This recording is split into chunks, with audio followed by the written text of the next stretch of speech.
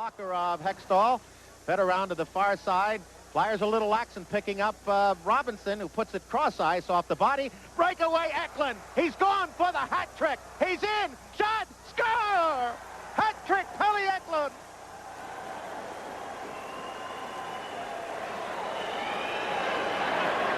That for Philadelphia in their history is their 12th playoff hat trick, and the other one this year, Tim Kerr against the Islanders in the first game of that set.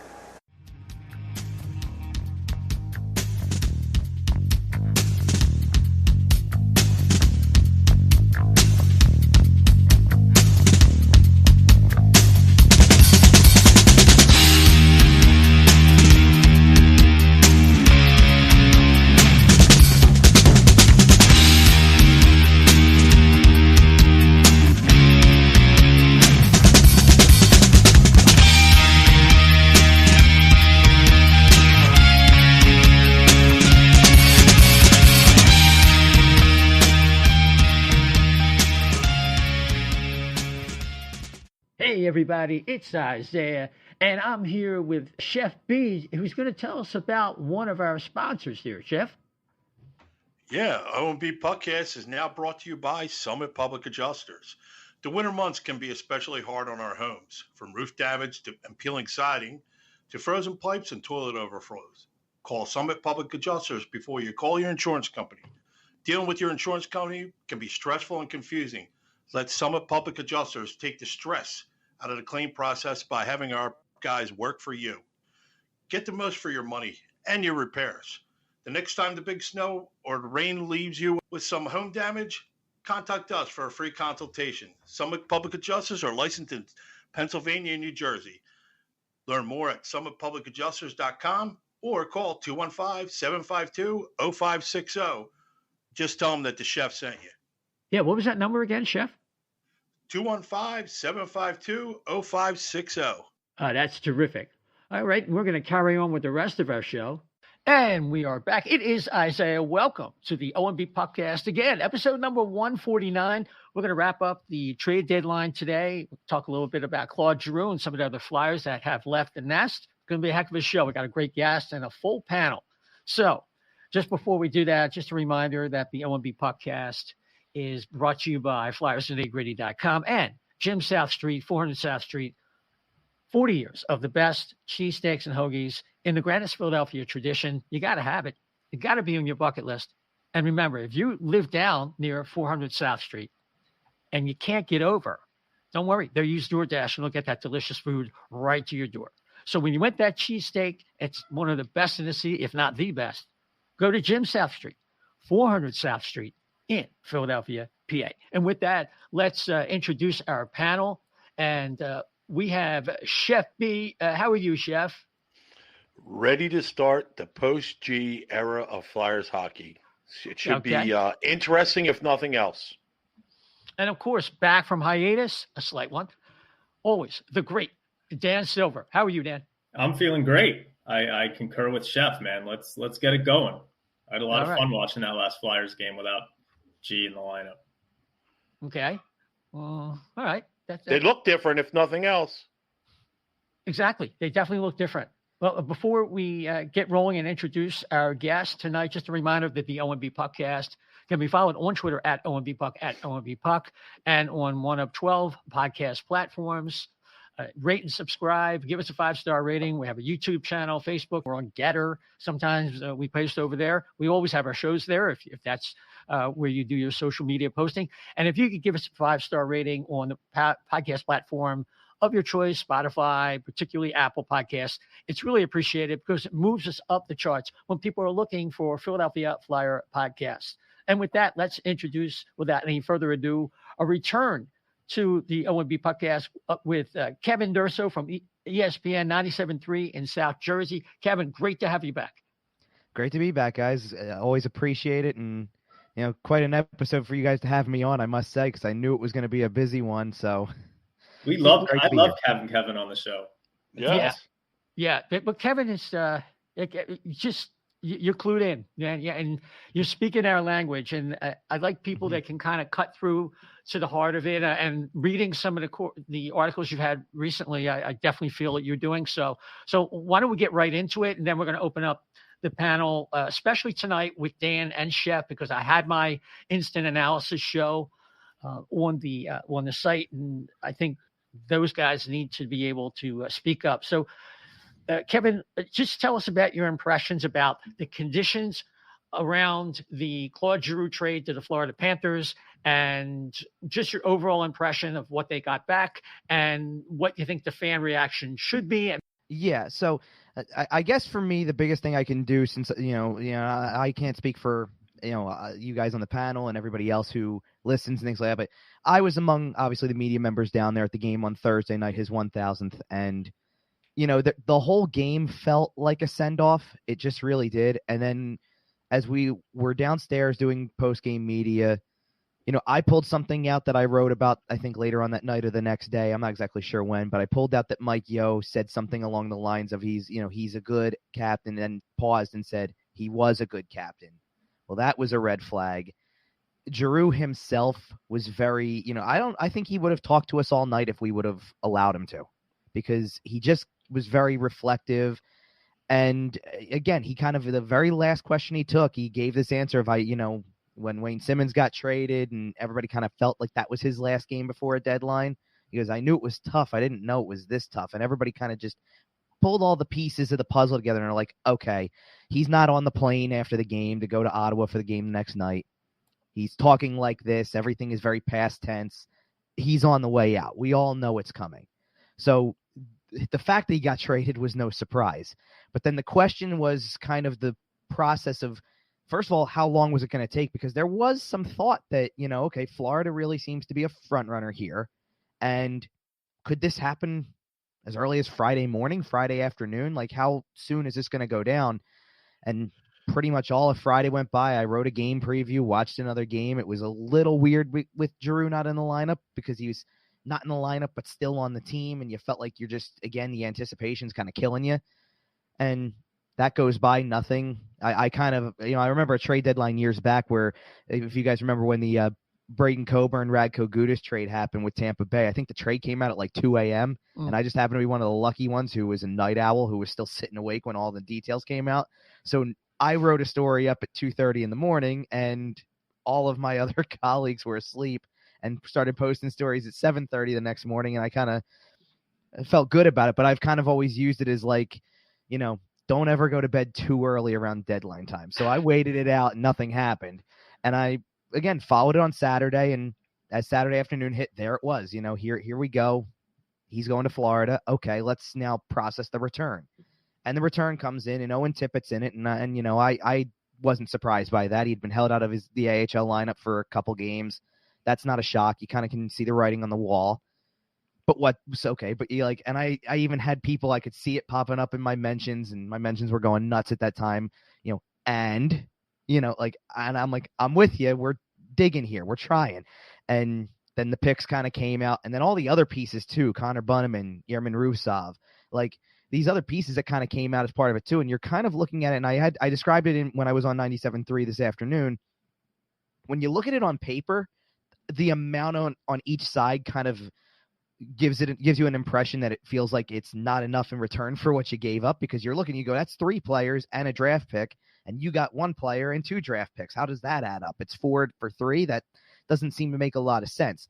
I understand the importance of kind of dumping the 2 contracts that don't really have as much of an NHL future. They've got college players that they're going to sign coming up soon. And as a matter of fact, Chuck Fletcher even said, pulled Bobby Brink's name out of nowhere pretty much without prompting to say, he's part of like this right wing lineup that they have. He's getting signed sooner or later. It's just pretty much whatever he's done and he can be signed, he'll be signed. So that's a no brainer.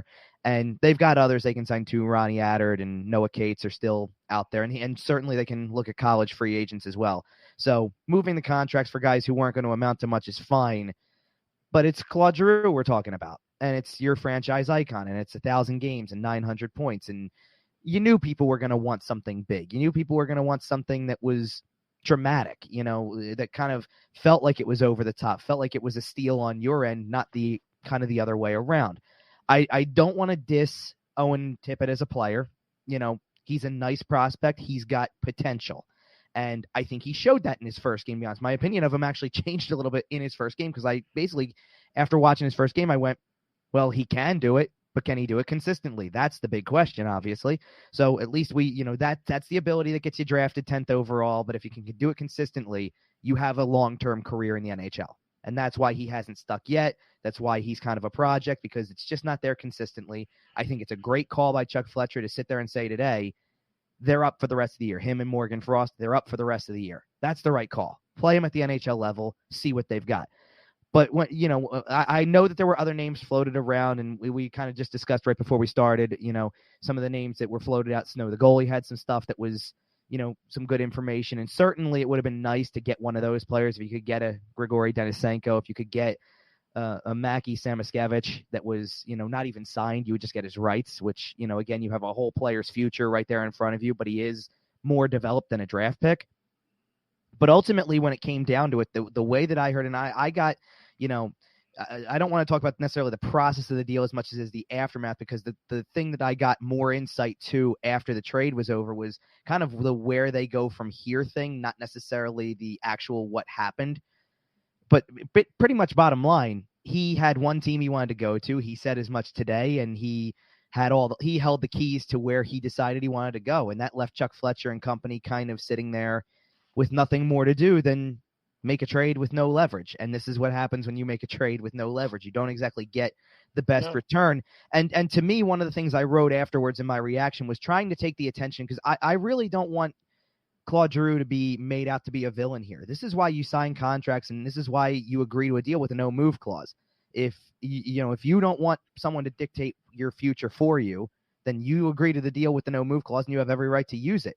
That I don't think he's a villain or like that he's done something that hurts the franchise deliberately because he picked one place to go, and that's the way people should perceive his entire career and being now. That's what they gave him. I was more focused on, from the day he got drafted and Bobby Clark's the GM, to Paul Holmgren, who signed the contract that was for 8 years, that had the no-move clause in it, to Ron Hextall and Chuck Fletcher in the here and now in the recent years, his duration as captain that frankly didn't give him, didn't put enough around him to make them a good enough team to make the playoffs on a regular basis.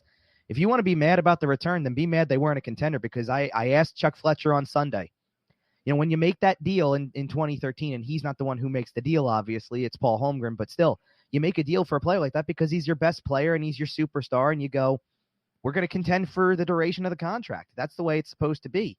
And if you don't do that and it comes to this point, how much is felt, how much accountability falls on everybody across the board, from the person at the very top, whether, and we can go above the general manager at the time of the contract or whatever. We can go to Dave Scott and go all the way down.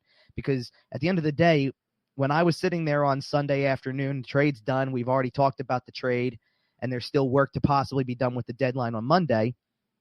I saw Bobby Clark there, and I saw Paul Holmgren there, and I saw Chuck Fletcher there, and there's two of your senior advisors and your general manager. And it seems like, again, all of these people have some form of their fingerprints on the process every single time. And I think that that's what I called it, organizational shortcomings, because I think that when it comes down to it, from the time he was drafted to the time he started to play, and he came into the league with a team that was built around, he was one first rounder with first rounders Mike Richards and Jeff Carter, and Simone Gagne had been a first rounder, and they acquired Danny Briere and Chris Pronger and Chemo Timonen, and we're building something that looked like he was just going to be one small part of a long range of success that they had partially built within, partially built from the outside.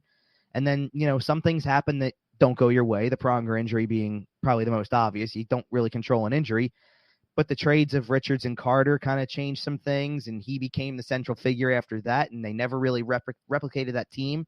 And so that to me is just years and years and years of him dealing with a lack of players around him. I mean, I just recently, and I didn't post any article yet on the Fletcher press conference today, but I did post on Giroux's press conference today. Hear how excited he was to play with a guy like Alexander Barkov? Yep. He's really excited to have some talent around him that he knows is game-changing, because we've seen it. Alexander Barkov can do some pretty crazy things, when he really gets out there and starts showing off that skill.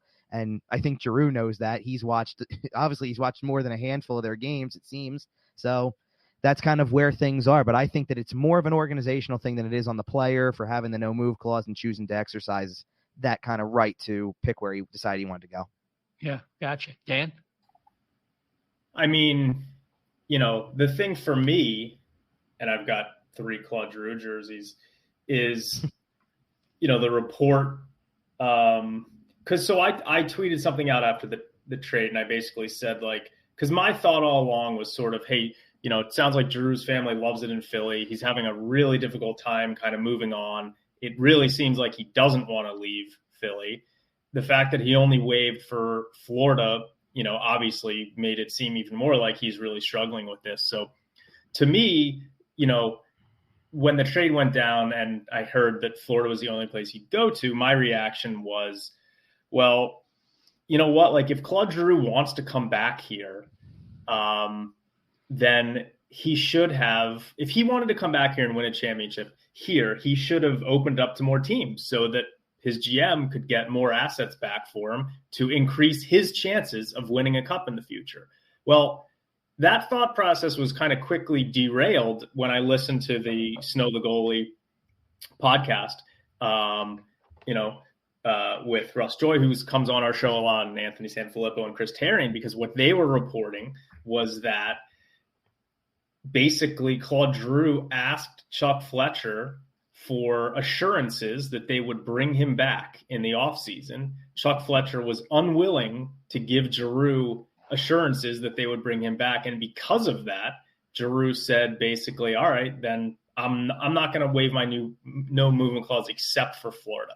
And that if Fletcher had told him that hey, you know what, we'll try to bring you back, then Giroux might have waived it for more teams than just Florida. So, that's a major narrative to me, because a lot of people thought that the Flyers would want to bring him back. And certainly that's not saying that they wouldn't want to bring him back, but they just weren't. And this is a report, so it may not be true. But the Giroux, because he was told that he wasn't guaranteed he wasn't coming back, he wouldn't open a wider net other than Florida. And listen, I've loved Claude Giroux. I love watching him, play for this team and 1,000 games and 900 points. It's very impressive. But at a base level, I'm a Philadelphia Flyers fan. That's the logo on the front of the jersey, right? And Claude Giroux, he negotiated the no movement clause. Pat Brisson got him the no movement clause. That's great. It's well within his rights. But you know what? Him saying that he was only going to go to Florida kind of screwed over the Philadelphia Flyers and what return they could have gotten. There were offers on the table, it sounds like, from Colorado for a 2023 first-round pick and Justin Barron, who Colorado traded today for a much lesser player than Claude Giroux. So to me, you know what? I'm ready to move on. It's been fun, Claude Giroux, but you kind of screwed us over on your way out. You had every right to. He had every right to, but he did. That's the reality. And kind of ready to move on. We'll talk about it, but to me, the game on Sunday looked like a lot of guys playing a lot looser and more confidently than they were before the Giroux trade. Now, that may not have anything to do with the fact that Giroux was traded, but there's probably a somewhat different vibe in the locker room without him in there. Maybe it's a little less tense. I have no idea. All I know is they look like somewhat of a different team on Sunday, albeit playing against an Islanders team that was playing, the third game in 4 days. But that's kind of where I am. I'm ready to move on. I'm a little annoyed that Giroux didn't open it up to more teams in Florida, but it is what it is. Kevin, let me get your response, and then we'll go to Chef. Sure. Okay, so and it's kind of a perfect way to go back into it, because this is what I was trying to kind of convey when I was talking about how he has the right with the no move clause, and I don't want to paint him as a villain per se, is because that's absolutely true. If you don't open up to more teams, then yes, is he screwing over the Flyers' chances to get a better package? Absolutely. I totally agree with that. I also, though, sit there and look at the way that his career path went, and I go, you know what? He doesn't owe them a thing either. He doesn't owe them a thing for wanting to win and handpicking his destination. So that's kind of why I'm in between with it. I'm like, he's not the villain to me for the 10 years that they made it past the first round once. That's not on him alone. You didn't give him enough. 4 different general managers from the time he was drafted until he gets traded, 7 different head coaches, the countless number of players, most of them guys who we kind of, tend to forget after a while because they were that level of player. And he's a franchise icon because of the fact that he's going to be one of those, he's one of 2 players with 1,000 games. He's second on a lot of, second to Bobby Clark for a lot of records. Sometimes he's first for a lot of records. So that's kind of the way it is with that. The other key to this is the conversation. And again, the snow to goalie stuff where it was, what happens in the possibility of him coming back. I got a text message about an hour and a half after the trade went down from someone who gives me fairly reputable information, not always perfect, but mostly on track. And the text message I got basically flat out read 0 chance he comes back, and gave a little bit of the details. The only part of it that I wasn't completely certain on is whether or not this is strictly he asked Chuck Fletcher, let me pick the team or agree to bring me back, and that Chuck necessarily said no. That's kind of where I'm a little confused because I believe he might not have gotten the so-called handshake agreement that he wanted, and that's why he says trade me to Florida. But I don't think that Chuck Fletcher's the only guy who has a say in that part of the conversation. Let's not forget that when they had the midseason press conference and Dave Scott kind of makes a surprise appearance, that Dave Scott goes through a list that he has of the core moving forward, and Claude Giroux's not on it. And that doesn't sometimes just have to do with, hey, he's a guy who's probably getting traded at the deadline. That's a trade him at the deadline, and he's not part of the foreseeable future. So I think that it's not just Chuck Fletcher. I think it's higher than that doesn't give the handshake agreement, that kind of says, like when Wayne Simmons got traded, like when Jake Voracek got traded, and these are longtime players with the team, it's time. Maybe we need a new chapter. And there was a lot of talk, and I know Anthony Sanfilippo wrote it for Crossing Broad today too, but I mean, I was at the press conferences too to hear the same quotes. New era was mentioned a lot. And I think that carries some weight when it comes to this idea that he might not have been back next season. And look, I know that he probably maybe wanted the idea on the table because he loves it here. He never wanted the trade to happen in the grand scheme of things. He wanted them to be a contending team.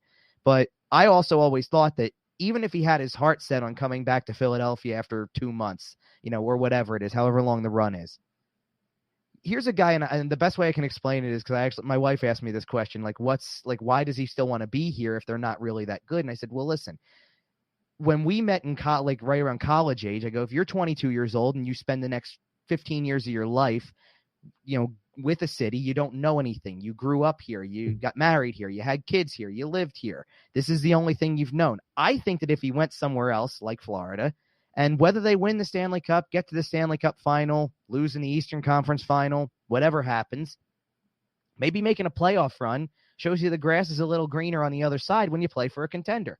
And you change your mind. You don't want to go back to Philadelphia and be part of the aggressive retool or a rebuild or whatever they want to call it down the stretch. Doesn't matter. Maybe you just want to go and look at Florida or any other team that makes a big run and go, no, I like playing for a contender. That's where I want to go. I'm 35 years old, 35 years old, and I want to win before my career's over. And it's almost like the light bulb would go off and say, it wasn't going to happen in Philadelphia in the next 5 years for me. So, you're going to be pushing 40 and probably still not winning if you go back. And maybe that changes the course for him. So that's kind of where I was with, the possibility of him returning, was that I always thought he would probably realize, even more than everything else on the table, that going to a contender would maybe open his eyes to what it's like and playing for a team that's got a lot more talent than the Flyers do actively at the moment, and changes your mind about where you play next year and beyond. Yeah. Chef? Well, my take on everything is it's hard to be on one hand, it's hard to be mad at him for obvious reasons. People say, well, what was, especially Dan had mentioned, he's kind of mad at him a little bit because he kind of tanked the Flyers' chances. And then you sit there and go, well, they kind of tanked his chances, never really built anything around him either.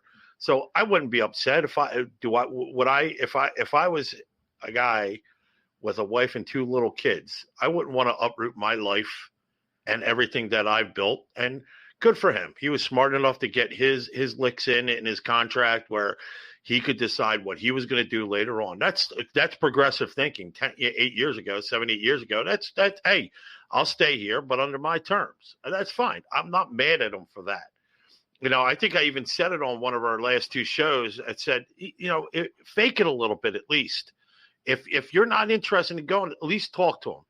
Like, one thing I always did, and when I went on job interviews, and basically it's essentially a job interview, correct?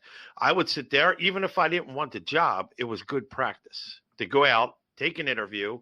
It never hurts to talk. And like Kevin just said, you never might know. There were things that I took job interviews for because it was a courtesy to a good friend of mine or to, a headhunter. It's like, yo, do me a favor, B. Can you go, talk to these people? Just to talk to them, so it make me look good too. And here, I'll be damned if it didn't sound great and I took the job. That happened at least twice. I'm like, it's funny, and he could have done the same thing. He could have done the same thing I did. I said, all right, I want X amount of money, 2 weeks vacation. I want everything to kick in right away, and I want this. And if you don't you give it to me, all right, I'm in. All right, cool. And then you're like, oh, now I got to sign with these guys, that kind of thing. How many times I got caught off guard twice, asking for ridiculous returns. And if they give it to you, then they give it to you. And that's on them. So I can't fault him for that, because as a player, your job is to do the best job for you and your family and whatever you're playing for. And you're also, too, to Dan's point, it's about the logo on the front, not the name in the back. So you got to live in the best of both worlds. So I don't fault him for either way for what happened. I wish it could have been a little more amicable. I really don't want him to come back. I think it's time. It's just like, everybody's left a job they loved for obvious reasons, or somewhere you've come in, you just outgrew it. There was no more for you to move up. Will he be back someday? Maybe in a capacity. And I actually asked the Crossing Broad guys, and in one particular, do we see, because earlier in the season I think I asked him, is Claude Giroux going to be like the Bobby Clark of our generation, where he signs on to like a post job with the team and stays here forever?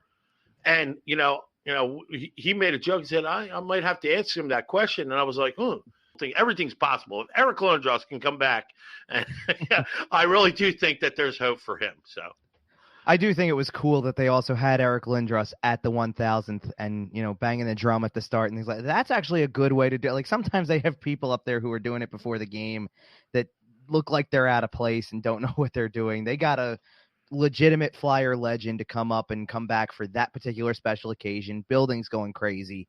And then he's wearing a Claude Giroux jersey. That was pretty cool. Yeah. Just a couple of things before we move on and talk about some of the other players that left today. I guess summing it up, if G could have played along a little bit, maybe got Colorado involved, where the agent chatter could have been there, it would have been nice. The thing was funny. Obviously, he felt Florida was a perfect situation for him. But if you look at the conferences, Colorado really would seem to have a smoother path to the Stanley Cup final, because they don't have to contend with 2 heavyweights like Tampa Bay and Carolina. But I guess he really thought that was a good spot for him. I just want to, one thing I just want to say real quick is there's a lot of, man, this franchise wasted all these years of Claude Giroux's career, and, he doesn't deserve, he franchise doesn't deserve anything from him. A couple things. One is they went to a Stanley Cup final with him in the lineup. So he did have a chance to win a Stanley Cup, and they lost to the Chicago Blackhawks. So I understand that was early in his career, and a lot of the players on that team were moved thereafter. And there were some definitely, a dark handful of years after that. But they did go to a cup finals with him, and they had a chance to win the cup. So let's remember that. The other thing is, and I'm not a huge fan of Chuck Fletcher, but I do fall more on the side of defending him than blasting him. The guy went out, and the first year he was here, he signed Kevin Hayes to a big contract. He was clearly one of the top 2 centers available on the free agent market. He traded for Matt Niskanen, who was a terrific top pair defenseman for the year he was here. They were one of the best teams in the bubble.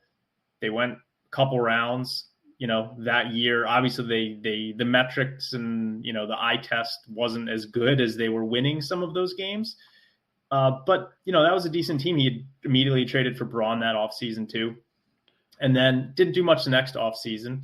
But this past offseason, I mean, it's not Chuck Fletcher's fault that Ryan Ellis got injured. I mean, the games that he was in there with Ivan Provorov, that pair looked pretty damn good. And, maybe Ryan Ellis had some underlying physical condition that Predators knew about and that the Flyers doctors weren't able to see. And, I see a lot of people kind of on Twitter when I say that being like, oh, Chuck Fletcher should have known, he's damaged goods. Nashville couldn't wait to get rid of him. But who knows, but that was a big addition that Chuck Fletcher went out and made. Saying that the Flyers haven't tried to put good teams around him, maybe during the Hextall era, you can kind of look at that and say that. But I think Chuck Fletcher's done a lot to try and put a winning team out there. So I don't think saying they haven't done anything to try and put a winner around Claude Giroux, so he shouldn't give them anything back.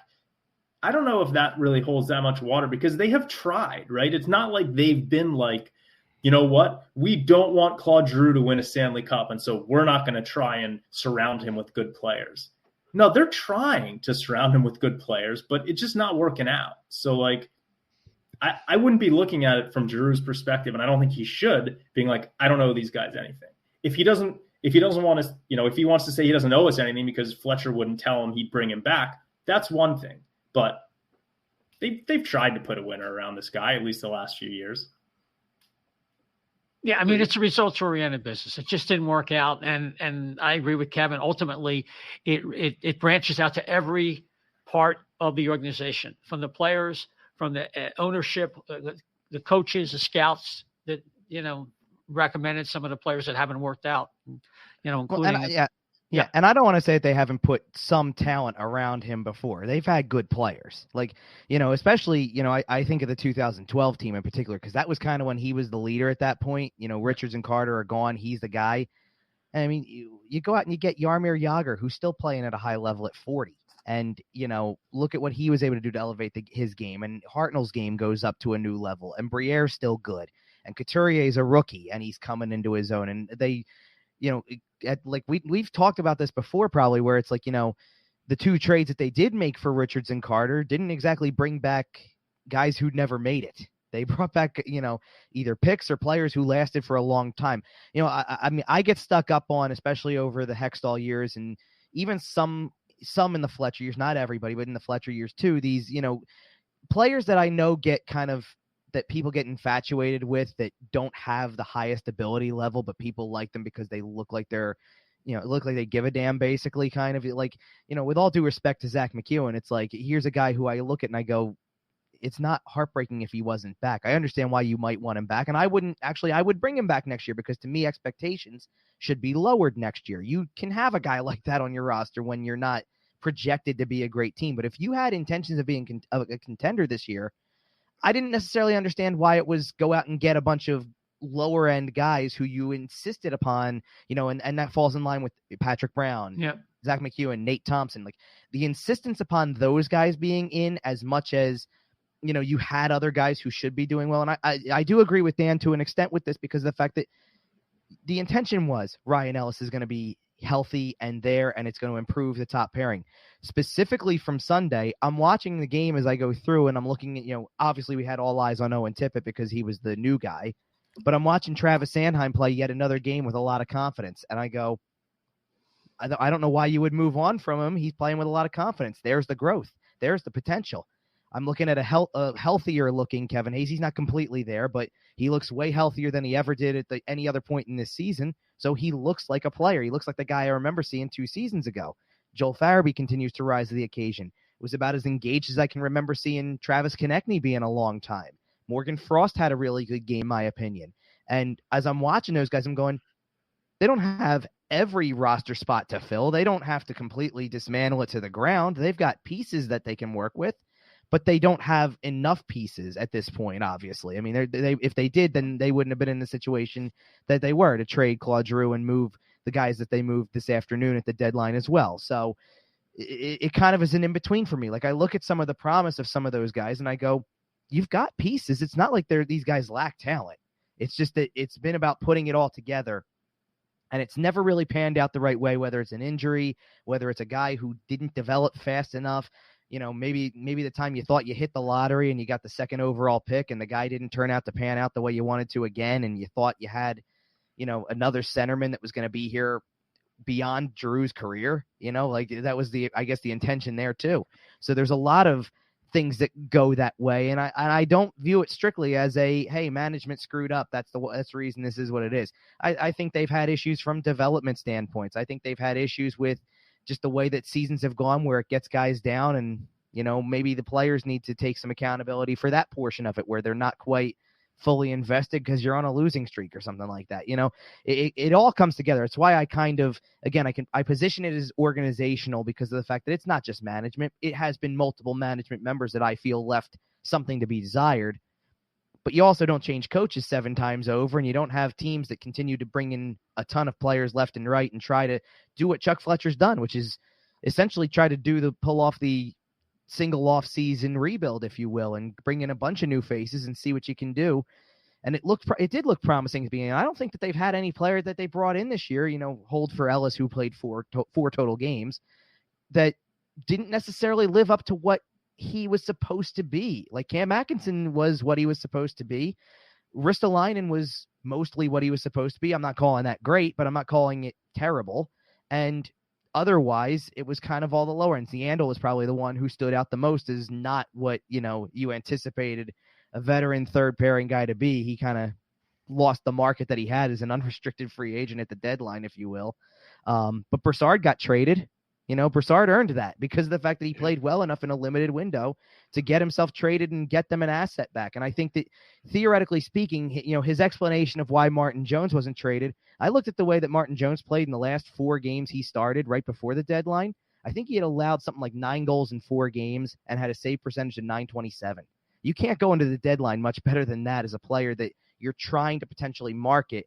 And I believe that the story was that all they wanted was some goaltending assurance that they had another body that they could play because they had injuries to pretty much every one of these young goaltenders that's in the minor leagues at some point. And that's the only reason why he's staying, is kind of an insurance policy, so they don't have to rush up Felix Sandstrom and hope he doesn't get hurt in the NHL so that they're left with nothing in the minors and kind of that kind of thing. But otherwise, like, I look at all of that and I go, they have talented players and they have guys who I think can play beyond this year. It's just a matter of getting it to all be put together properly. And, nobody has ever really been able to figure that out, especially during Giroux's career.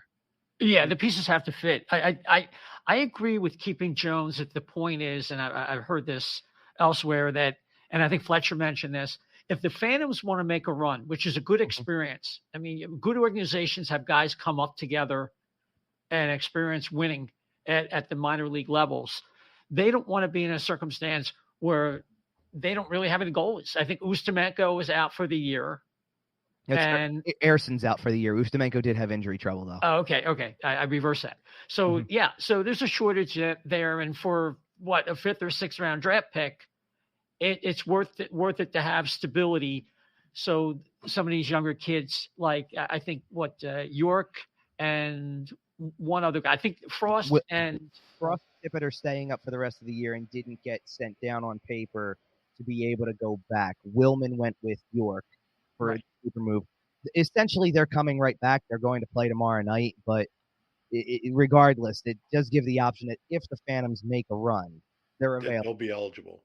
And, not to take anything away from Willman and his development as a player who wasn't, on the radar for a lot of years, but I think that would be critical for York to get a playoff series in the AHL if they made it, just to be able to experience what that's like at a pro level.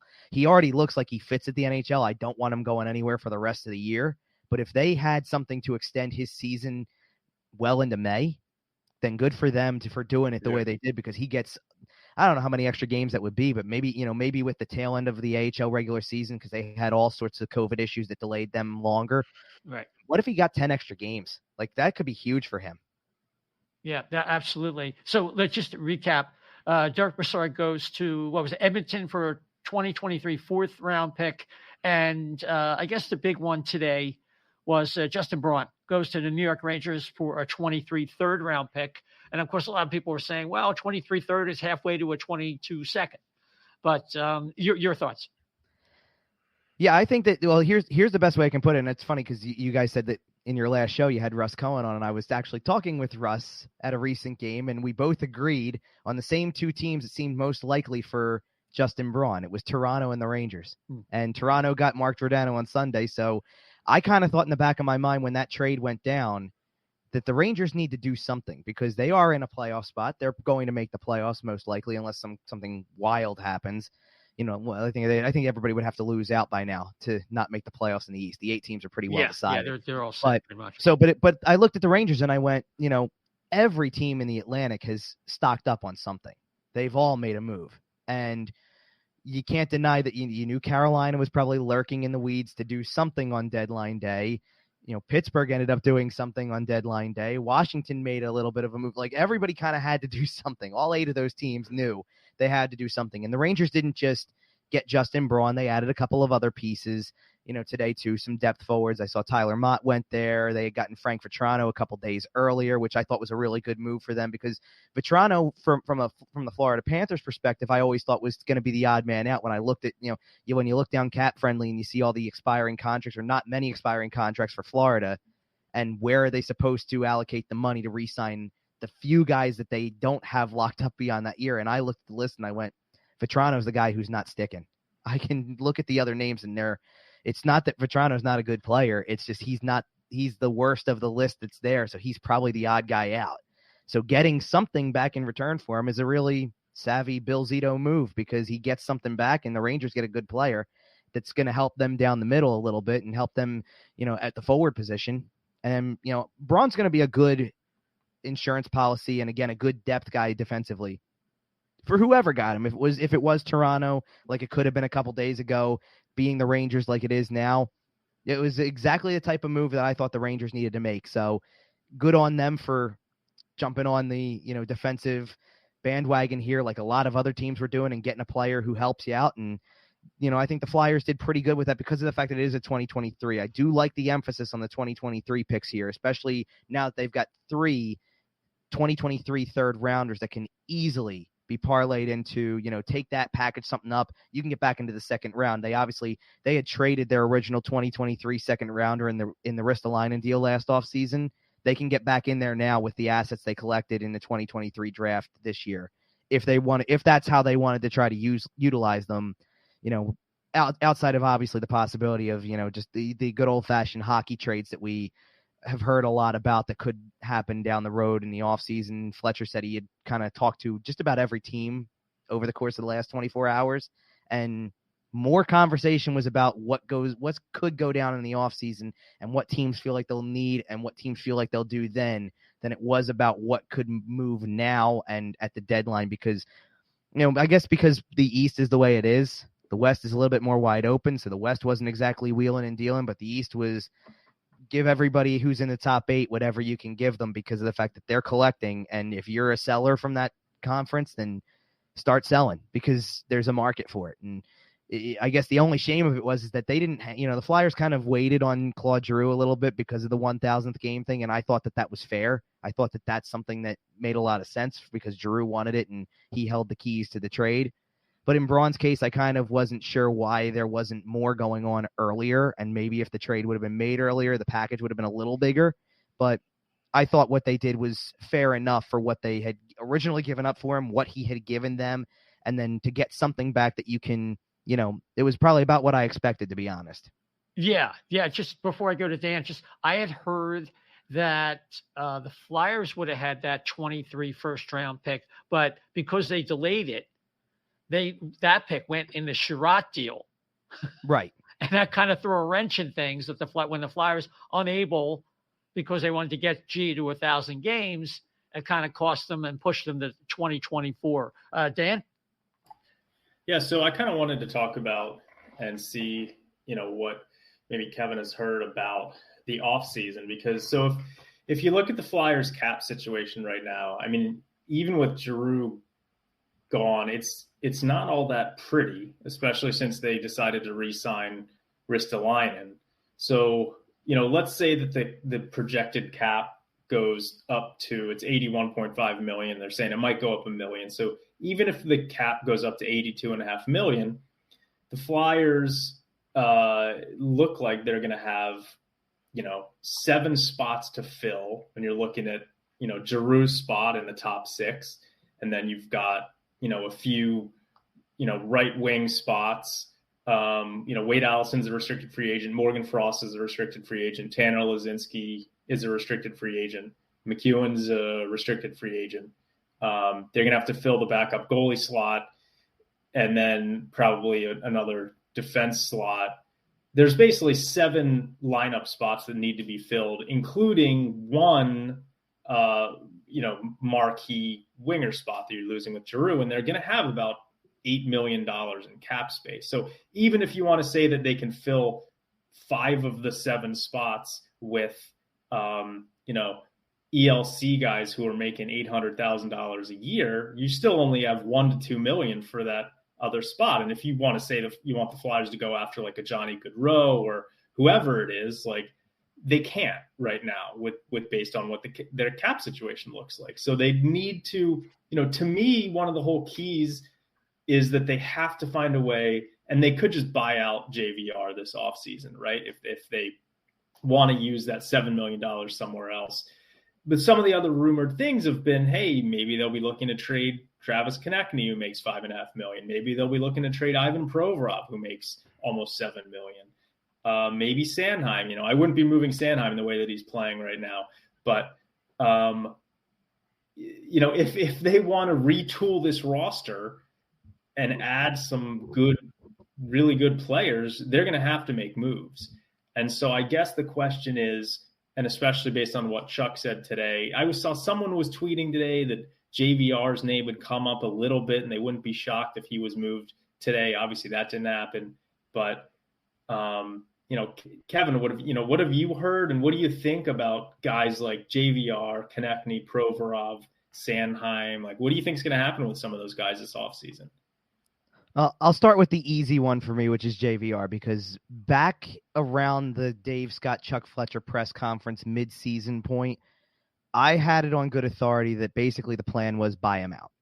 Now, that could have changed because maybe there's some conversations and you're laying some groundwork on someone who wants to take the contracts. Arizona is definitely a team that's taking on cap-heavy contracts because they've got to hit the cap floor. So they're kind of basically saying, bring it on. So maybe you have a partner there. I don't want to jump the gun on that. I don't think that there's anything that's saying that's close, but I wouldn't be surprised if they took that avenue or like tried to go down that road first before ultimately buying him out. If they could find a way to make a deal before they had to buy him out, then do that. But I don't see him on the roster next year. So the idea that there's anybody who's going to sit there and say that they feel like they're just going to ride it out with him, I don't think that that's the plan at all. I think that he's gone one way or the other. It's just a matter of, can they unload the whole contract?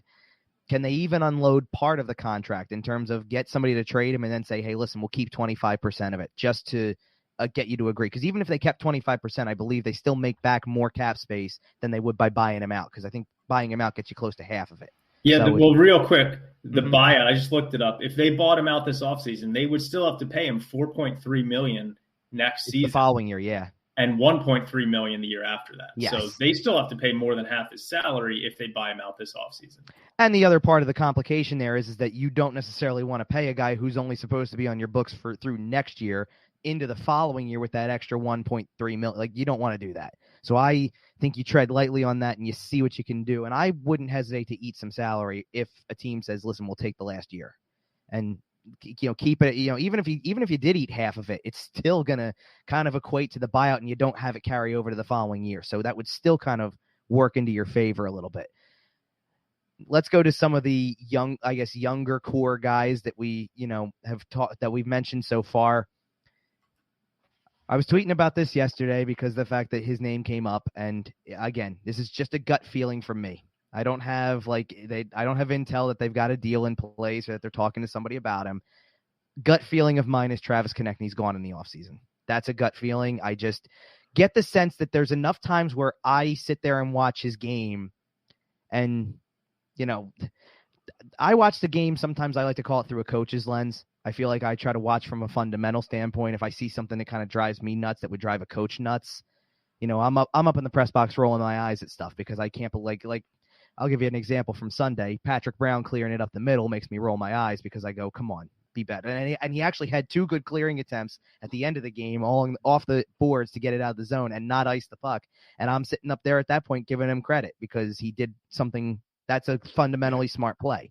But I hate to clear up the middle, and I'll roll my eyes at that. And Konechny's done that enough times for me where I either sit there and I go, I don't know what he's thinking in that moment, or it's just another one of those nights where he kind of just blends in and is a little bit too invisible, and he's not giving you – it's not just the production, because the production really would follow. Like, he gets scoring chances with enough regularity that you feel like the production should be higher, but there's more than enough games where he's just not present enough.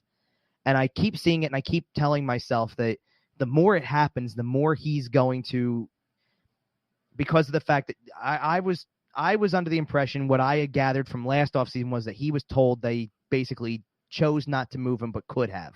And as a result of that, I took that message the way that I interpreted as, this was your last shot. You have one chance to really prove that you're going to be part of this team before a change of scenery becomes the next part of the equation. And I keep looking at a guy who looks like he's on the path of change of scenery right now. So that's why my gut feeling is that, again, they don't have anything necessarily in place, but that's my gut feeling. I don't know about Ivan Provorov. I do think that there are some things that are worthy of discussion with him now more than there were in, you know, maybe even 3 weeks ago, because it just feels like, you know, his game has plateaued a lot lately. Some of that has to do with things that are not his fault. Again, the Ellis injury doesn't help. You know, he's playing to about whatever, you know, his ceiling probably could be with Justin Braun. You know, I have liked a couple of his games with Cam York. I do see some potential there. I'm not saying York's a top pairing guy, but I do see some potential in the way they've played together. I did think it was interesting after Sunday's game that Mike Yeo took it upon himself to state at the end of his press conference, when nobody had asked a question about him, to talk about Ivan Provorov's strong game on Sunday, that he felt the need to point that out because, you know, maybe because he was extra critical of him in a previous game or whatnot, but I did think that was an interesting tidbit. I don't think that Provorov's a guy you move on from easily. Is there a possibility it could happen? Sure there is, because I think that they're going to look long and hard at a lot of the options that are on the table.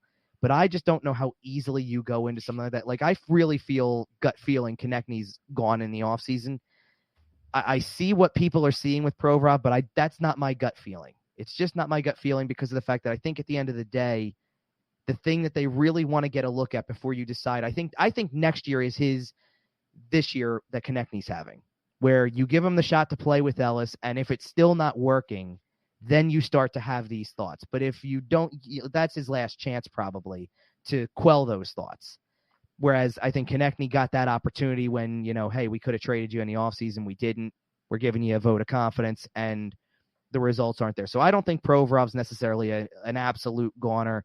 I don't want to completely rule it out because, you know, draft time brings some crazy things that happen trade-wise. And if you get floored, you might not have a choice. You might move on from him and go, listen, wait until you see the package that comes back. And then we'll all agree with it probably. I don't agree with it in the here and now. And I kind of gave you my thoughts on Sanheim already. Maybe when I heard the kind of the plan, you know, the JVR probably being bought out thing, this is all halfway through the season when I was hearing stuff like this. The idea was that they were going to possibly, that Konechny, Provorov, Sanheim, at least one of those guys was probably going to be on the move.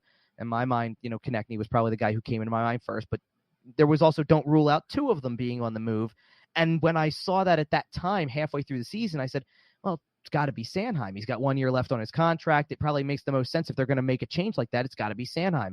And I think that since then, you know, he's been your best defenseman. I don't see how he's on the move, especially when you also hedged a lot of the reasoning behind the Rasmus Ristolainen extension to he likes Sanheim as his partner. And I think that's working right now in some capacity.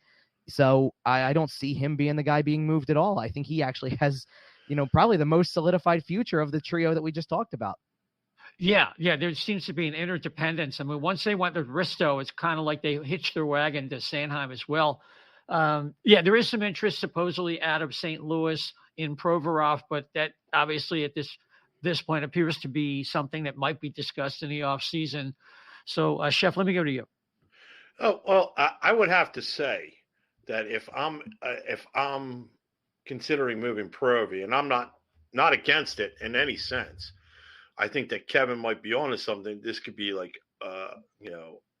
draft move, and I think on Isaiah, you have said it on a previous show that if you're moving Provy, you need to get back at least a 1B in return or a solid 2, because otherwise you're in the same boat again. It doesn't make any sense. Now, if you need to take TK and Provy and package it as something at draft time, send it somewhere, like you said, a big wow package to a team that will give you a legitimate top defenseman, then I mean, absolutely. I think it's something you have to extremely, extremely consider, because what do we see in this league anymore is if you don't have that top pairing defense, you don't go far anymore.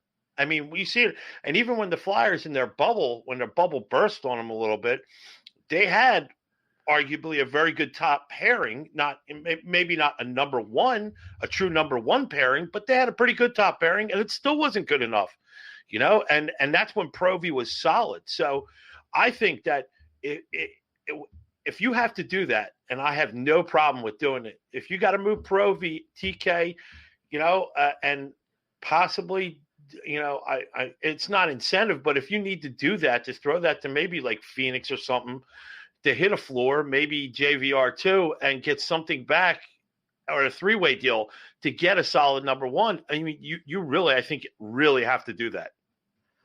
Yeah, I mean, the quandary, Kevin, is that part of Provorov, who's had 3 kind of down seasons out of the last 4. I mean, you think about it, why they bring in Niskanen to lift Provorov from the year before. Then Niskanen's out, Provorov goes down. Then they bring Ryan Ellis in because, there was nobody last year, and he's kind of hitting the floor again. And I think his floor is high, but I just think he's more of like a second pair guy who's very dependent on that partner. So what that really means is the whole success for next year is predicated upon Ryan Ellis's health.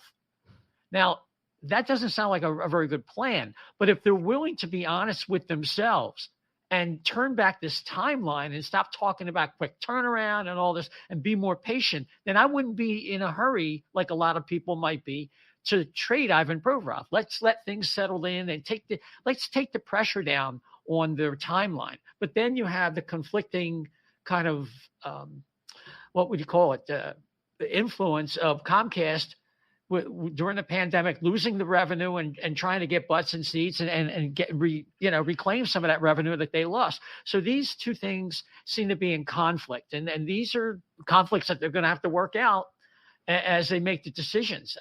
But I think you agree. I mean, in your Ristolainen comments, you could expand on that a little bit about what that kind of locked them into.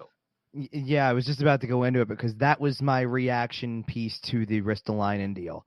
And the funny part is I went back and I referenced it on the night that Giroux was traded, because of the fact that I threw another footnote in there about what happens if you don't get the return you expect for Claude Giroux, and you've also put $5.1 million starting next season into Rasmus Ristolainen. Where does that leave you? What direction do you go from there? Because now you have lost again some of that money that you had to play with in your aggressive retool to do anything in the offseason to an extent. Like now, as when Dan was talking about it, the idea that you don't have as much cap space. So now you may be sitting here going entry-level guys to fill out some of the roster spots, but then you still don't have the thing that we've talked about multiple times about what they're missing, high-end talent. And that's not to say that one of the entry-level contracts doesn't have high-end ability, but is it really going to happen overnight? Probably not. So, I've been of the belief that maybe, I think that a lot of Flyers fans, and I'm not going to say every single Flyers fan, I'm not going to speak for everybody, but I believe a lot of Flyers fans wouldn't mind if this team would just pull a page out of the Rangers book and tell people, The next few years aren't going to be good. It's going to be rough, but bear with us, build it, and wait and see what happens when we build it a proper. Like, one of the big things for me about part of that process is look at where you are right now. You're going to get a good draft pick this year in the first round, whether it's a good class or not, because you're going to finish low. Wait, like if you thought already, and they play really game against the Islanders on Sunday, don't get me wrong, but playing the Islanders right now, especially with the way their schedule was over the last week compared to, I don't want to say necessarily playing Detroit, because Detroit's not making the playoffs this year either, but after the road game against Detroit, it's St. Louis, Colorado, Nashville, Minnesota. All four of those teams are probably going to the playoffs, or if not, they're going to just miss. Like Nashville, I know, is kind of hovering toward the bubble, but St. Louis is going, Colorado is definitely going, and Minnesota is going. And then you get to come home, and your first game home after the 5-game trip is Toronto, who's going, then the Rangers, who are going. Like, it's going to probably look rough because those teams not. First of all, they're not just sitting around going, well, gee, we're in the playoffs, and so that's okay. They're trying to adjust seeding. They want to have home ice. They want to have a better matchup. Maybe they want to try to get the top seed in their, win their division, because that'll give them a wild card as opposed to the alternative. It's not going to be just because they have some extra talent and, maybe the addition of Owen Tippett and all these other things we saw on Sunday, Sanheim's confidence, Hayes' health, Farabee playing the way he's been the last few games. That's all well and good, and they probably score a couple goals out of stuff like that, but doesn't mean that you're going to score a couple goals and win. You're not going to have a 2-1 game. But there's promise in certain avenues of it. One of the guys I didn't even mention from Sunday who kind of flew under the radar because he wasn't the center of attention this time around was Carter Hart, who had another really good game in goal. And he, has shown that ability to be that goaltender at enough times this year that you feel like you've got that part figured out too. So there's enough parts that are figured out. The question, though, is like, and I kind of, this is where my comments with the Ristolainen thing kind of came from, was there is an element to signing a guy like that and not utilizing a pending unrestricted free agent that could have been a trade chip at the deadline this year, and instead giving that up, especially when you look at what you gave up to get him for one, and then the way that defensemen were just flying off the shelves and the way people were overpaying for them in the beginning. When a lot of these trades were happening, when you saw what Ben Sherratt's return was, yep, you should have been jumping for joy if Ristolainen was still available, because of the fact that somebody was going to freak out about the fact that he's big and right-handed. And that was all that probably mattered. And instead, they kind of only had Justin Braun left, obviously, at that point. And then the Braun market kind of dried up a little bit to the point where it was the Rangers or, probably nothing at that point. And that's when you make the deal you do. And it doesn't mean that it makes it less fair of a return, but you probably could have gotten somebody to overpay a week ago. And that's kind of the difference. I thought that the Ristolainen extension says, from a lot of people in the organization, what's going on now and average is acceptable. All the goal sounds like it is getting into the playoffs, not being the next level of getting in. Right now, like, look, you should be listening to what Claude Giroux had to say about the Florida Panthers today, and it should be opening your eyes, because he's sitting here talking about a team that it's not just, oh yeah, they're going to the playoffs and I want to go to the playoffs. It's no, everything's clicking right now, and look at all the guys they have and things of that nature. And it's kind of why for Owen Tippett, when he gets traded to Philadelphia, it's kind of a good opportunity for him, because Owen Tippett's not making that team right now. He doesn't have an opportunity to make the team because of the fact that they've got so much depth and so much talent ahead of him at this given moment. So it's an opportunity for him. And Giroux goes, this is a contender. This is a team that's should go on a long run. I feel it. And he's right to feel it. Look at where they are. Look at the way they play. And, and Aaron Ekblad aside for everything he went through over the weekend, I don't think that's going to hurt them. I think they're still, you don't want them out for the playoffs, obviously. I think that killed them last year. But I do think that the fact that it's not as bad, that injury that he suffered, it's not as bad. And the fact that they're already where they are, and they've got so much talent up front that they might just start outscoring teams right now until Ekblad gets back, because they've got enough talent to do it. I mean, Huberdeau should be right in the Hart mix, and Barkov's, won a Selke, and I didn't even get into the guys they picked up to bolster it in the offseason before that, because they got Reinhart and Bennett and all that type of stuff, and Duclair was an underrated signing and all that stuff. I mean, I just went through 5 names without mentioning Claude Giroux. Now he joins. It's scary to think about. Yeah, he couldn't stop talking about how stacked they were. and how deep they were as a team. So last time Giroux was on a team like that was probably like 2012. Dan?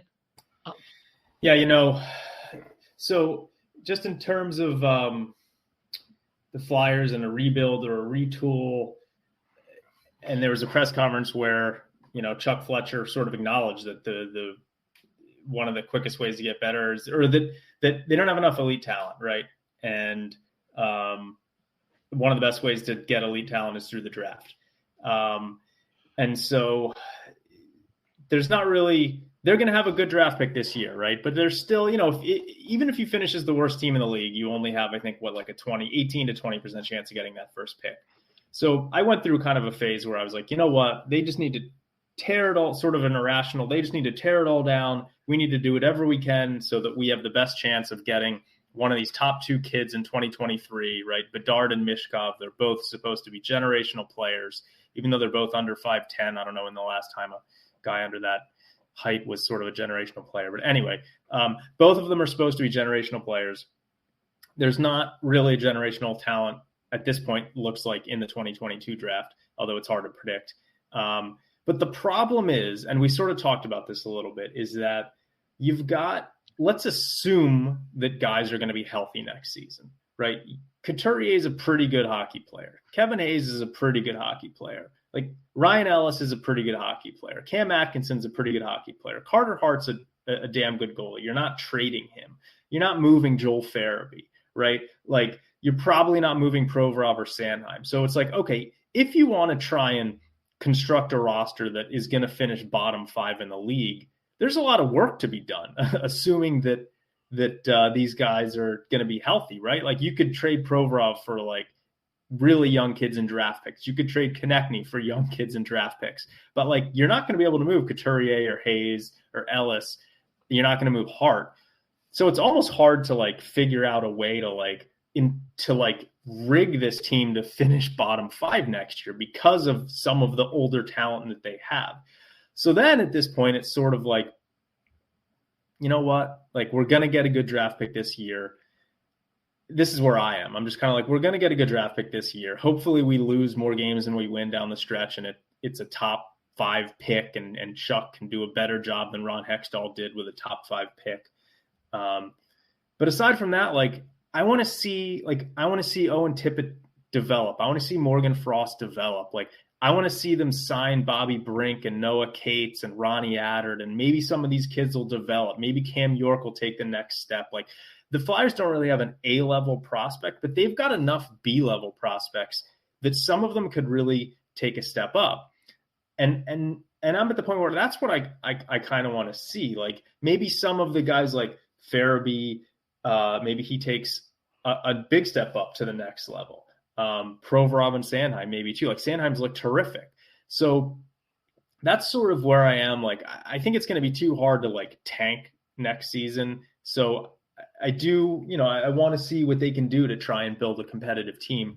Here's one thing that I tweeted this out before our show that's kind of annoying me right now is Keith Yandel. I just wanted to mention this, right? Like the Flyers are sort of beholden to this streak at this point, right? It's sort of silly, but they basically have to keep playing Keith Yandel because it doesn't seem like they have any appetite to end this guy's streak. Well, Keith Yandel's, playing on the left side of the defense. That's a spot that like Egor Zamula should be getting NHL experience probably at this point. I don't know. I haven't watched a lot of Phantoms games. Maybe he's better off with the Phantoms at this point, but I sort of feel like Keith Yandel's taking a spot that a young kid should have. Also, I don't understand this. Travis Sanheim has been probably their best offensive defenseman this year.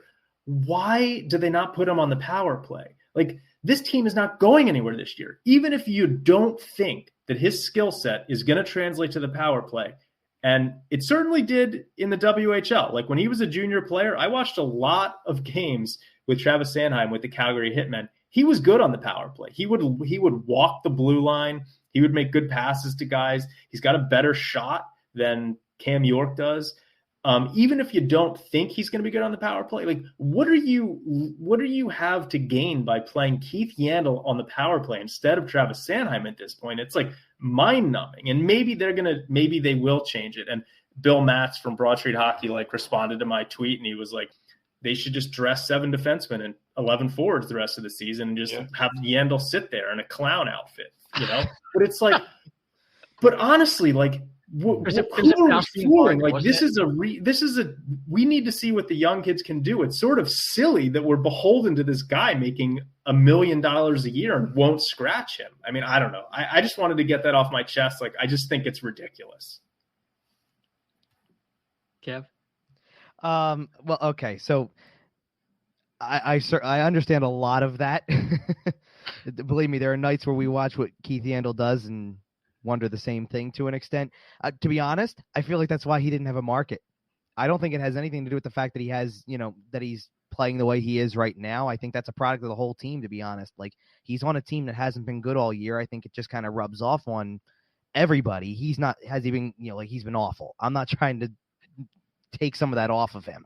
But what I am thinking is that, if you do trade him at the deadline, like they could have because he's an expiring contract, well, then the streak thing becomes somebody else's problem.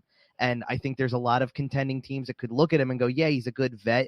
I'd love to have him in our locker room, but then I got to deal with the streak. And then I'm the one who has to have the conversation about who ends it and things like that, which almost makes it better for them to just let him play it out and finish the streak. The guy who actually I kind of direct my attention to when it comes to someone who's taking a roster spot is, okay, you dealt Justin Braun now and you held him out of the lineup. And tomorrow they're going to dress 7 defensemen, but it's not going to be a call-up. You're going to dress 7 defensemen, and Nick Seeler's going to have a spot, and Kevin Connaughton's going to have a spot. And those are the guys that I sit there and I go, why not Zamula? Now, to my understanding, Zamula is still, he had some injury deals earlier in the year, and that because of that, they, I think, are trying to get him as many prolonged spots as they can in the minors. But from what I understand, he's having a good enough year in the minors to earn a look at some point here down the stretch. And you got 20 games to go, and I would certainly hope that bare minimum he gets 10, just to give him a shot. I can understand if, certain things come into play where he's not available for whatever reason. Obviously, one of the first of the 20 games left, they're already on the road for Detroit. They're not making a move right now, so okay, fine. But that's the guy who I don't understand why, or those are the two guys who I don't understand why they're essentially taking a younger player's spot. Because I actually, up until I guess the last week or two, felt the same way when it came to Cam York, that one of those two was taking Cam York's spot and shouldn't be. Give Cam York some time. He looks the part. Let's see it. And I'm also with Dan on the Sanheim thing. When he is offensive the way that he can be, he's an incredibly confident player. And it kind of goes hand in hand. When his confidence is up, the offensive skill is more on display. And when he plays that style of game, it just essentially means he's more confident. It goes hand in hand. Why you wouldn't try to get him more points and more production by being the guy who can quarterback a power play? It's beyond me. And the funny part is that was mentioned and questioned like a week or two ago. And Mike Yeo said, yeah, it's an option. We've discussed it. Then where is it? Why hasn't it been seen in a game yet then, in 2 weeks' time? Especially once not that he's a power play guy, but especially when you pull Justin Braun from a lineup, especially when you're sitting Claude Giroux in anticipation of a trade. Why not now? There should be a reason to try different things in these last 20 games. And it's why I'm a big fan of the idea that Morgan Frost and Owen Tippett are here to stay for the rest of the year. I'm a big fan of that because this is the time. It's a quarter season to experiment and to try some things and go from there. So those are valid points, 1,000% over. Yeah. Chef, we're going to go to you. And then I got one more question. I guess we're going to be headed toward a wrap. All right. I guess, Dan wasn't on our last show. So what I had stated out was, I don't know if you heard it, Dan, but basically I would have went to Yandel at the trade deadline and go, all right, give me a list of 5 teams that you can finish your streak with. You know what I mean? Or guess what? I don't care if it's Seattle. I don't care if I get a 9th round, 10th round, in 2042. I don't care. Give me a list of teams that you'd be willing to go, because I know you have the no movement, and I get it. I said you want to control your own destiny, so control it. And I would have said pick somewhere to go that that you probably be able to keep your streak going and do us a solid. Otherwise, I'm going to sit you. I'm just gonna wave you and be done, and then somebody can pick you up, and hopefully you make it. Your constructive your streak still stands, because at this point, like everything that's been done for this team now, you have to, if you're promising a retool or rebuild or whatever the hell you want to call it, it needs to start somewhere, and you need to draw a line in the sand and show the fans that, okay, this monkey business is now over. There's no need to have a guy having a streak. It's great. You gave, like, how many silver sticks we give out this year? There was like 4, 2 to kids, 1 to G, one to him when he broke the streak. Okay, there's sticks everywhere. Give everybody a stick. I don't care. Just at this point, you need to sit there and pull away. Just pull away. Pull the Band-Aid off and say, look, this is the chance we're giving you. You need to do this. Now, that's one thing. And then the other thing I was thinking of was, I think it was Alexander Appleyard put out a tweet not too long ago. I'm not sure when, but after he was saying after Tuesday what this line could look like without everybody.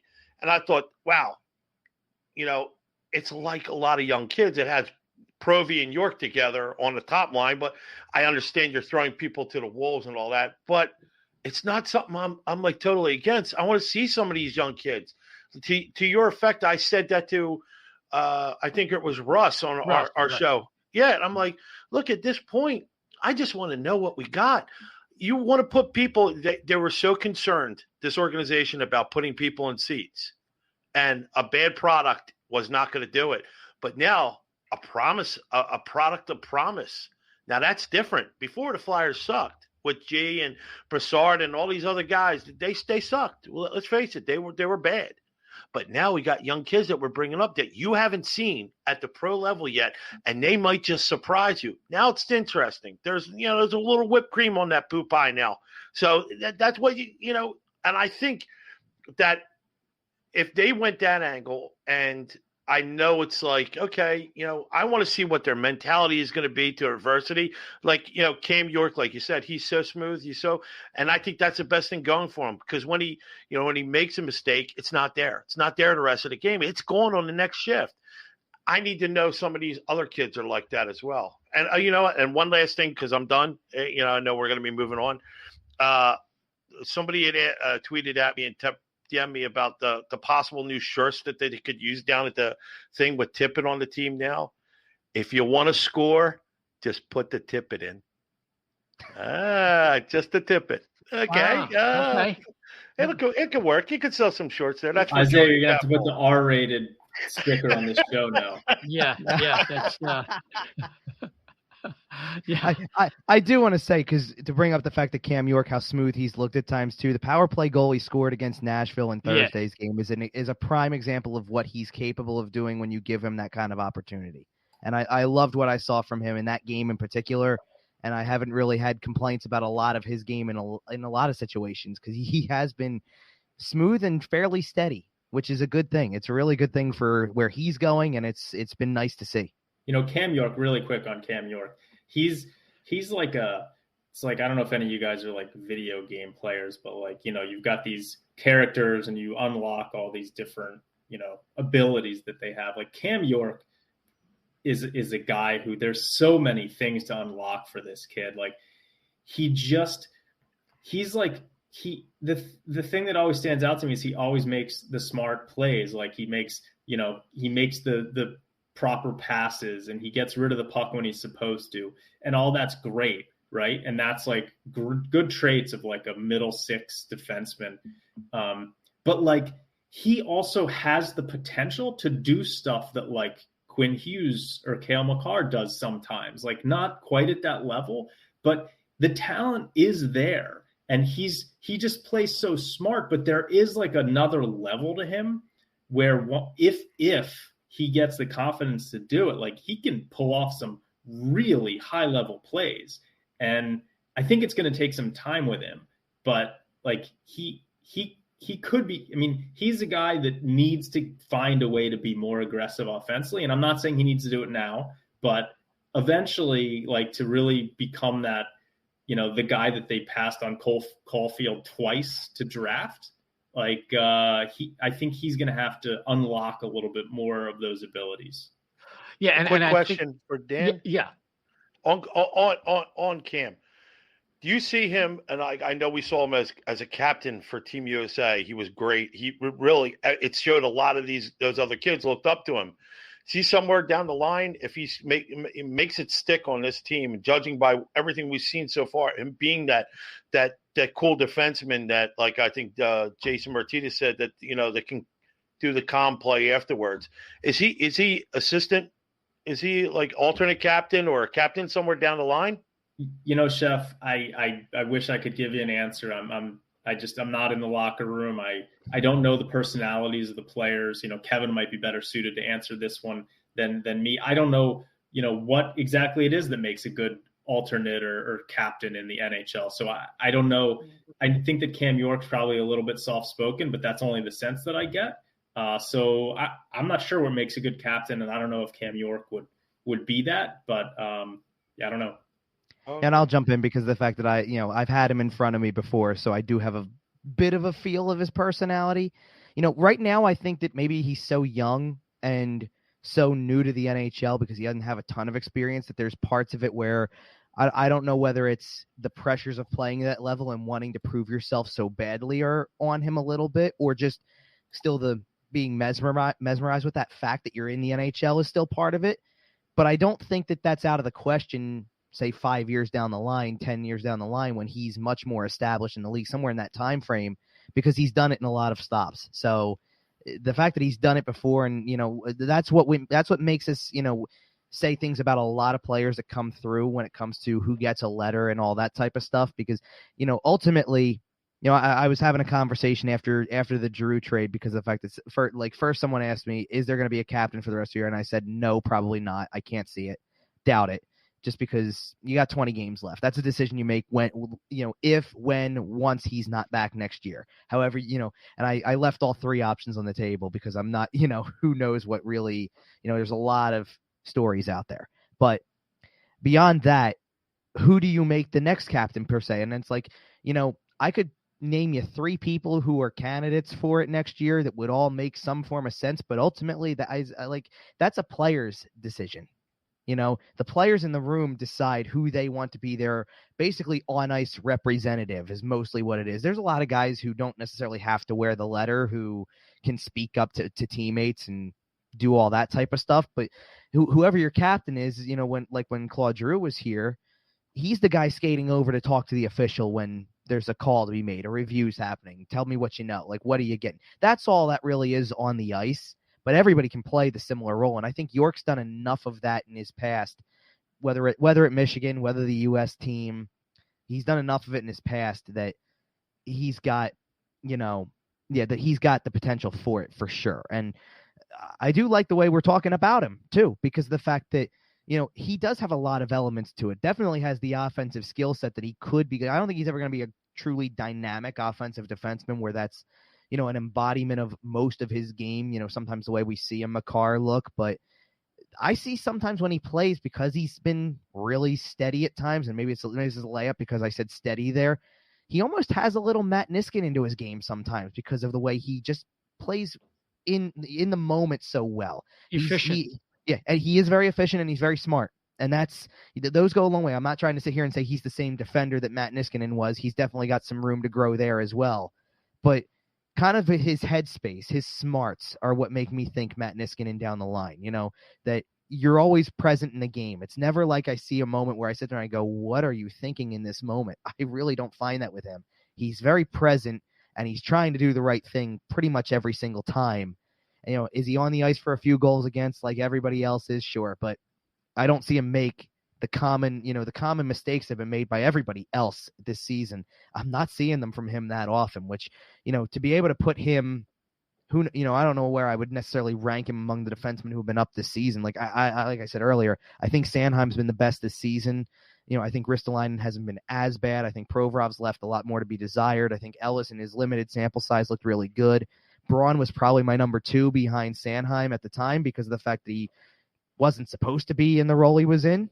And York is probably 3 or 4. Like, he's right there in terms of what I've seen, even in such a small sample size. And I hope it continues because I think very similar to the way that Owen Tippett kind of drew some oohs and ahs in his first game and get people's attention. I think people love the fact that York scored a goal on Thursday and looked steady most of the time and all that stuff. I think that's what draws people to come in and say, oh, so there is a future. There is a guy who I can get behind who's going to be here for a while. Right, exactly. And that, we saw that with some of the early trades in 2007, watching Scotty Upshaw and Braden Coburn. And look, the Flyers have enough, unlike back then, the Flyers have enough young players they can bring up or that are on the roster right now, and bringing in Tippett, where there is some of that, where people can get engaged. And that's probably another good word to describe Cam York's game. He's engaged. It's not, you don't make those brain dead plays. If he makes a bad play, it's generally he made a misjudgment. But he was into the game. He just misjudged where a teammate might be or what have you. Just two quick things before we wrap, Kevin, because I know you've been very generous with your time. Owen Tippett not only has a game that's very similar to Wade Allison, the resemblance is uncanny. It's crazy. It's just, I noticed that Tippett's a better skater than I thought, and he's a little bit rangier than Wade, although Wade is a little bit more frenetic and more noticeable in terms of attacking the opposition. But how else do you draw a contrast for people who maybe didn't see Tippett or, want to compare the two? Especially when you see the headshots side by side, right? I mean, yeah, they look like do look like twins. I mean, it's pretty close. Tippett is definitely a smoother skater. I think the best way to describe, his skating ability as compared to Wade Allison per se is that, Wade Allison's probably a little bit more of a choppy skater when it went to get going. I think that, if Tippett's probably got a little bit more when you push down on the accelerator and get going right away as opposed to Allison. But there's not a drastic difference. He's not miles above him in terms of skating, but he's definitely more of a naturally gifted skater than Allison was. And is still to this point in his development. I'm trying to figure out too many other differences. I mean, I think Allison probably comes in a little bit more like a wrecking ball sometimes than Tippett does. So you probably would notice Allison more on the physical end. Tippett's a big body, but, he's not really known for his physicality. So that's probably an area where they want to try to tap into a little bit with him in terms of his development. I don't think that there's that much of a difference between the two in terms of defensive ability because, Tippett said he wants to work on his 200-foot game. I'm sure Allison wants to work on his 200-foot game in some capacity as well because, it's crucial to success in the NHL. But both of them kind of come in with more of the offensive skill set than they do otherwise. Tippett's probably a little bit more skilled than Allison. Allison's got got a good skill set, but Allison's really known for the shot and, doesn't probably have like I said, the natural skating ability that Tippett does. Tippett has some playmaking in him as much as he does the shot. You saw probably for the one good scoring chance that he had that hit the post in the second period of Sunday's game, he probably came close to setting up three more. Three more goals for somebody else. So he's got more of, I think, a well-rounded offensive game, whereas Allison's going to probably be more of your you would like to see him be even more of a shoot-first guy. I think it would be interesting to see if there was any combination here where they would put both of them out there together in something, maybe beyond a power play. Would they play on the same line? I did really like the dynamic with Tippett on Frost's line. I thought that they had some good chemistry early. I like that. But, it's early. It's one game. And to me, the biggest thing with Tippett in particular is that, does it feel like enough in a Claude Giroux trade for him to be the headlining name that comes back because everything is picks? No, it doesn't. But to me, what you just saw, and one of the biggest things to me about him is that that's the ability. You got it on Sunday. You got it in his debut. It's there. He's got talent and he's got ability because he wouldn't be taken 10th overall in a draft if he didn't have talent and ability. The key for him is to do it, especially in these last 20 games, to do it with consistency. And if he can put together more than enough strong games like that one where you really feel like he didn't have a point. He didn't really register much. I think he had 2 shots on goal, and that was about all that showed up on the stat sheet otherwise, outside of 14 minutes of ice time, a little more than that. But he didn't do anything else. Like, he's not hitting people. He's not blocking shots. He's not doing those things. But he came close to setting up a couple of goals, and he nearly had one himself. And eventually those things pile up too. So if he has some noticeable games and really shows that ability, and I think that they need to work with him on those deficiencies in his game, like the physicality, like the defensive play, but don't hold him back with the offensive ability either, because he just went out there, and I thought it was a very critical thing for me in his debut that he basically found out about the trade at 6:00 on Saturday, got on a plane, got to Philadelphia, and was in a game by 2:00 the next afternoon, and didn't have time to go through a practice, no systems work, no video, just go play. And he kind of let his natural raw talents show in that game. And I would want to keep unlocking those raw talents right now. Let him keep unlocking what his shot can be, and let him keep unlocking the playmaking ability and the ability to kind of get up the ice quickly, because he did have some good bursts in the game. Let him keep doing that, and don't hold him back with that type of stuff, because that's a key part to what could make him a successful player. I got asked today on 97.3, where does he exactly fit in the lineup? Because, this type of thing. And I even said, prospects are tricky to pinpoint when you say where in the lineup, because part of it's on the player. He's got to play at his best. And part of it's on the team to give him the best resources to develop into whatever they think he can be. I think he's probably, I like where they started him. He's just playing on the third line at the start. That's not a horrible place to start when you're 23 and you're still feeling your way out NHL level and you're feeling your way out with a new team. But I'd love to see if he has the opportunity to play on, say, the second line by the end of the season. I don't think he's a top liner by any stretch, but second line, maybe. Give him some significant power play time. Sure, I think that's a good place to start for him, and at least see if he runs with it, because you're playing with house money for the rest of this season, at least at the NHL level. Just see what he's got, and then get more of a feel for it from there. You don't have to put expectations behind, hey, he's got to come in and they got to win with him right away. You're past that point this season, so move past that first, and then see what he can unlock with his raw talents and his abilities, and see how much you can grow him in a really short time frame, and then go from there next year as, hopefully with him as a key part of your team moving forward. Gotcha. Yeah, you get him and Allison out there. It's like the Spider-Man GIF, where the two Spider-Mans are yes, are pointing at each other with the way they look alike, and play somewhat alike, allowing for the differences you just talked about. Just the last thing, it was trade deadline day. And while there was a fair amount of activity before today with Hampus Lindholm, probably the biggest get before today, and Ben Sherratt. Sherratt just had that one playoff. Other than that, he's been a second or third pair defenseman. He just got a good reputation. That's what playing with Shea Weber can do for you. Hagel going to Tampa. They were shuffling their people. But today, Marc-Andre Fleury goes to Minnesota, which I think was the coup of the entire trade deadline for what previously I considered a dark horse contender for a cup contender. What are your impressions about just a couple of those before we move along? I would definitely say the Flurry deal, that was kind of percolating for a while. Could he go somewhere? And they finally found a way to make that work.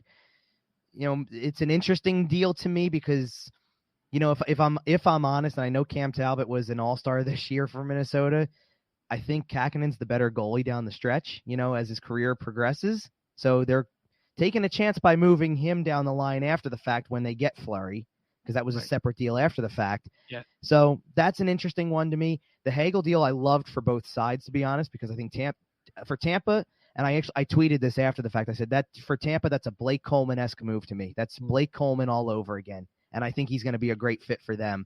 And for Chicago, I almost wanted to make a joke about it and go, so Chicago's going to find a way to trade for Connor McDavid soon, right? Because they're getting all the Erie Otters back.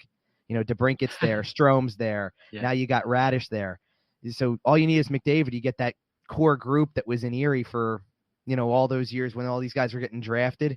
It'd be pretty funny if that was, actually a possibility. It's not, obviously, but still, I like what they've done too. I did think, it was funny. They made that trade, and right when you're thinking that thought of, they're McDavid shy of bringing back the Erie Otters, then all of a sudden DeBrincat's name was in a report about being dealt. I don't think that made any sense at all. I'm glad that nothing came of that right now for their sake, because that's the guy. I get, like, Patrick Kane's name was in that report too, and I even was talking about this at Sunday when I was up in the press box on Sunday.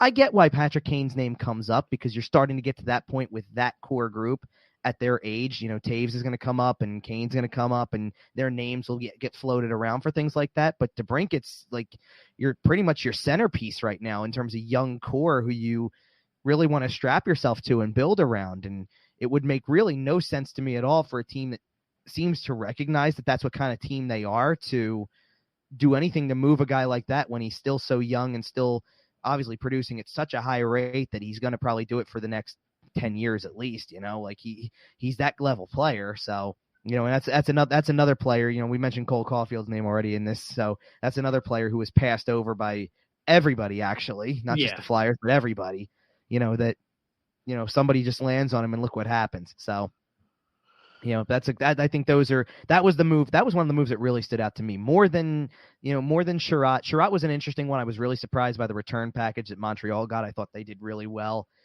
in that, just because of where they are. Obviously, they're, you want assets, and they got assets for Sherratt for sure. And, the Lindholm one was a really interesting one too for Boston, because, I got a good buddy who's a Boston fan. So he was kind of hitting me up on the side, like, hey, what's the return, all that type of stuff. And, as we pieced it together, as I figured out what they gave up, and they gave up a lot. That was, I think it was a 5-piece deal to go back to, get one player, but they did extend him, and that was a big part of it. And, his comment back to me was, well, they needed somebody for the top 4. So I'm like, well, they got him then, and we'll see if it's a rental or not. And it turns out it's not a rental at all. He's going to stick around. So good on certain teams for making that kind of impact move, especially these teams that are all in the playoffs and all have, hopes of going pretty far, because it does seem like even though we talked about with the East, being pretty settled in terms of the 8 teams in the playoffs, it's going to be wide open come playoff time. And that's going to be exciting stuff to watch when it comes down the stretch. And, we'll see what happens. We'll see if we're having, another chemo team in a moment in, late June, early July, when the Stanley Cup final wraps up, because I'm sure there's a lot of people who would love to see it, but that's for future discussion, way down the line. For right now, it's the rest of the season, the final 20, and where everything goes from there for the Philadelphia Flyers specifically too. Absolutely. Kevin, this has been tremendous. We really appreciate you coming on the show tonight. And I know you have another recording to make. Maybe you can tell people what else you're involved with, where people can find you on social media, and the rest of the story. I'll definitely give you 93 PNs. You can find a lot of my stuff at. I haven't slept much in the last 2 days, I'll be honest. So, I don't know what the count of articles I've had to put together is. It's been a lot of stuff, even down to, I couldn't believe I was sitting there writing quotes of what Claude Giroux had to say today in Florida, let alone all the other stuff that was going on with the Flyers. So lots of stuff going on over there. It'll probably die down a little bit once we get back into just game mode for the rest of it. But certainly, as we've talked about on the show all night, some things to watch down the stretch. The recording, I'm going over and recording another episode of the You Would Think podcast not long after this, probably in about 20 more minutes. So I'll rest the pipes for a couple minutes after this and get going again. But yeah, that's at YWT podcast on Twitter. We're on YouTube at, You Would Think podcast as well. And that's, we post video as well as audio for, on multiple platforms. So all the usuals that you guys are on, we're probably on there too. iTunes, or Apple Podcasts, Spotify, Google Podcasts, all that type of stuff. So it's been fun, guys, as always. I appreciate you guys having me back on again. I was honestly a little surprised. I felt like I was just on here yesterday, with the last show I did, because it wasn't that long ago. We were talking about the Dave Scott presser. So it was great to be on, and I'm sure I'll hear from you guys again very soon, because there's obviously a lot more to come in the next few months. It's going to be a busy summer. We're going to see these kids, and then it's watch the playoffs, and like with half of our attention focused on all the rumors that are going to come out and all the discussions. I mean, that's really that's all we've got at this point. Kevin, thanks again. Absolutely. Thanks guys. My pleasure. Thanks, Kev. Take care. Okay, so gents, it's a long one tonight. We got a lot of good discussion. Dan, why don't we get your social media coordinates, and if you have a final statement to make. Yeah, folks can find me at dsilver88. And my final statement is just that, I don't know, for whatever reason, I'm just feeling a little better and more less stressed about Flyers things here now that we've kind of moved past the deadline, and looking forward to seeing some of the young kids play. And decided I've been a season ticket holder for 7 years, and I was thinking I was not going to renew for next year, and I think I might just renew for next year. And so I'm feeling a little more positive towards the team right now. Anyway, you'll probably see that with some of my tweets, but it's at dsilver88. Yeah, Well, the thing is, Dan, I compared the Flyers hopefully moving on from G to what they did in 84, 85, when they were going to have Darryl Sittler be the captain of this young bunch of players. And this is after Barber and Clark had retired. And Bob Clark becomes the GM, and he decides, you know what? I want to go all young. And he trades like the day before the season, Darryl Sittler, and gets Murray Craven and Joe Patterson. And I think that's kind of turning the page, and the Flyers need to do the same thing. So we'll see what happens. Chef? Yeah, I kind of agree with Dan. It's like the angst and the, oh my God, this is going to be bad. The whole thing, it's done and over with. It's okay. And like I said, there's some things to look forward to. We got some young, exciting players that are, there's going to be like shiny new toys that we haven't got really to see yet. And I think that's something to find, and that's something to look forward to. And if you dispute that, or you don't like you can always find us at on Twitter here, and you can get me at Chef to the Left B on Twitter, and I'll gladly give you my inflated opinion of what I think they're heading and all that. But it's still, I'm glad it's done and over with, because now we can it's like moving on. Yeah. You can find me at Isaiah, ISAIAH _520. Isaiah, don't forget the _520.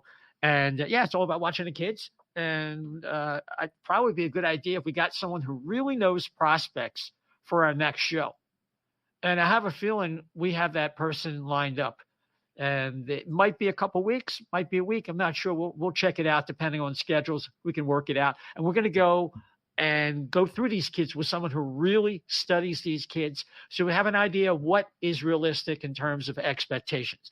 But until then, the Flyers have a whole slate of games, like Kevin was saying, and we'll see what happens. Just watch the game. No pressure, no tension. Just enjoy the kids. That's the best thing we can do. So until next time, everybody, take care.